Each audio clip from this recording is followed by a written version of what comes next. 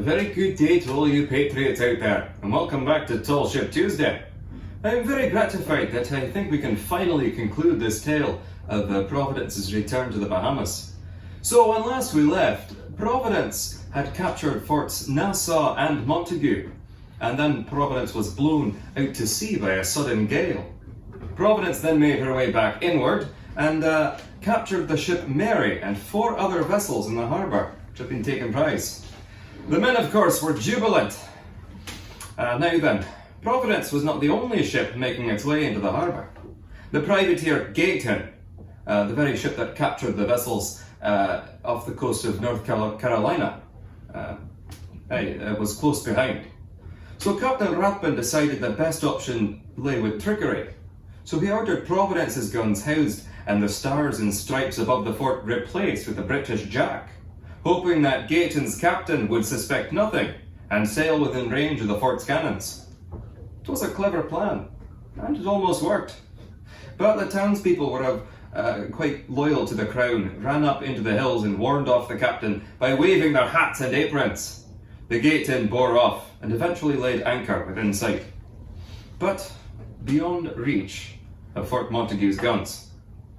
Not knowing what action the privateer might take, Captain Trevette quickly sent a message to his 3 men at Fort Montague, ordering them to spike the cannon, break or destroy all the equipage, throw the powder into the sea, and take all steps to discommode the enemy. This they did, rendering the fort of little use to the loyalists, before returning to Nassau. There being no sign of movement from Gatun, Trevette reports being at his ease for the next 24 hours, while Captain Rathbun made arrangements for his prize ships in the harbour. But the following day, one of Trevette's men ran up to announce that the Gatun was unloading men and guns upon the shore, and that her captain was planning to attack the fort that night, in collusion with the loyalists in town. Thinking quickly, Trevette began walking back to the fort, taking every opportunity to exclaim loudly that any attackers would have a hard time of it, as they'd be met with force 4 times superior. Once he was back over the wall, he sent a message to the royal governor, to wit that there were too many hostile-looking men on the hills, and if they did not disperse in haste, Trevette would cannonade the town, neither giving nor expecting any quarter. To give proof of his determination, he sent one of his lads up the flagpole to nail the stars and stripes in place, indicating that he and his men would fight to the death if necessary. But the fort would not be surrendered. By sunset, the hillsides were empty and the town quiet. Rathbun and Trevette knew better than to wait for trouble to arise, however. So throughout the night, all hands carried the military stores down from the fort to Providence's hold. In truth, they later discovered that an invasion had been put into motion, but the attack had to be abandoned when a clumsy pilot ran the Gatun aground on the reef offshore. Another bit of luck for the Continentals. The next morrow, Providence and her prizes were conducted past the reef and made ready to sail.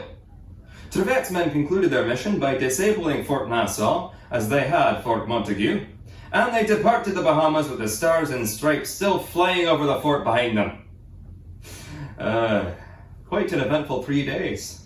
I'll wager that none among us have accomplished so much in so little amount of time. Well, I do not wish to subtract one jot from the success of this glorious adventure. It is worth a moment to consider the following: that even with armed and well laid and all things well planned and secure and ready to go, it still does take quite a bit of luck in whether or not success or failure is at hand. For instance, if Gatun's pilot had not run her aground, might have had a bit of a harder time fighting off a bit of an invasion. And so with a bit of luck there, we simply had to avoid the entire situation, which was quite a boon for the Continentals. Now then, I do thank you very much for all your patience in the telling of this quite lengthy tale. And I shall of course report back to you the next time I have a letter from Captain Trevette. And I do very much look forward to seeing you back here again. So thank you very much, and do have a very good day.